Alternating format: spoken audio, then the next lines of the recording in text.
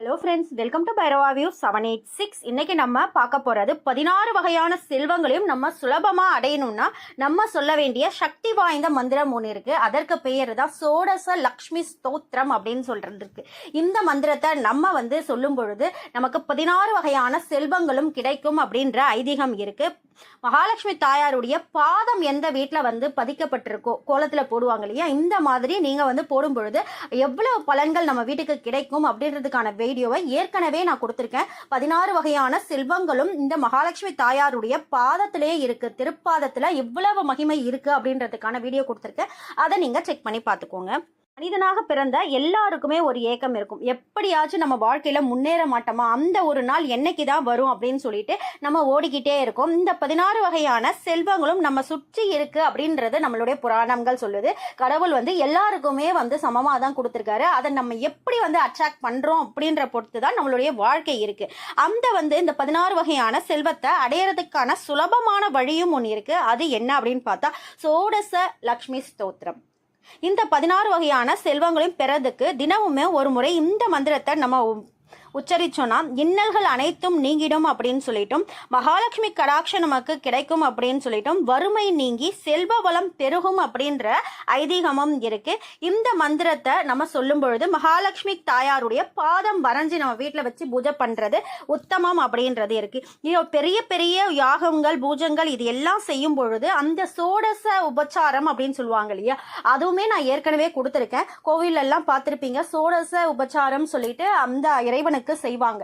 அதற்கு பெயர் தான் அந்த அவ்வளவு மகிமை கொண்டது. அதே மாதிரி தான் இந்த 16 வகையான செல்வங்களை நம்ம பெறணும்னா இந்த குறிப்பிட்ட மந்திரத்தை நம்ம சொல்லணும். மந்திரம் ரொம்ப கடினமான மந்திரமும் கிடையாது, சுலபமான மந்திரம். ஒரே ஒரு மந்திரம், அந்த ஒரே ஒரு இடத்துல ஒரு வார்த்தையை மட்டும் மாத்தினீங்கன்னா ஒவ்வொரு அந்த 16 வகையான செல்வங்களுக்கும் தனித்தனியா மந்திரம் சொன்னதுக்கான பலன் கிடைக்கும்.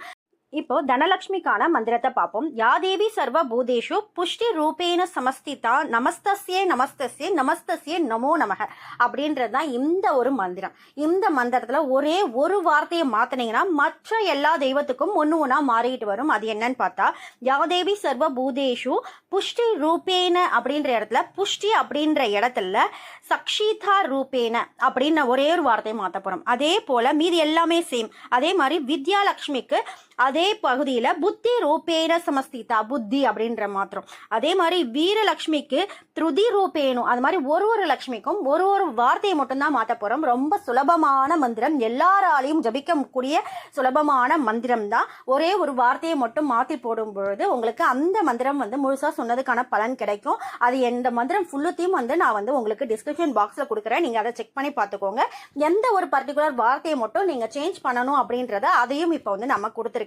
அதையும் நீங்க பாத்துக்கோங்க. உங்களுக்கு இந்த வீடியோ ரொம்ப பிடிச்சிருக்குன்னா ஒரு லைக் பண்ணிட்டு, உங்களுக்கு இந்த வீடியோக்கான கமெண்ட் எதனா கொடுக்கணும்னு நீங்க கமெண்ட் பாக்ஸ்ல கமெண்ட் தெரிவிக்கலாம். வேற என்ன பிரச்சனைக்கான தீர்வுகள் உங்களுக்கு தேவைப்படுது, என்ன மாதிரியான வழிபாடுகளை பத்தி தெரிஞ்சுக்கணும்னாலும் சரி, அதை நீங்க கமெண்ட் பாக்ஸ்ல கமெண்ட் பண்ணீங்கன்னா அந்த குறிப்பிட்ட வழிபாடுகள் என்ன பண்ணணும், எப்படி மந்திரம் ஜபிக்கணும், எந்த மாதிரியான மந்திரங்களை ஜபிக்கணும் அப்படின்றதுக்கான வீடியோவையும் நான் ரெடி பண்ணறதுக்கு ஈஸியா இருக்கும்.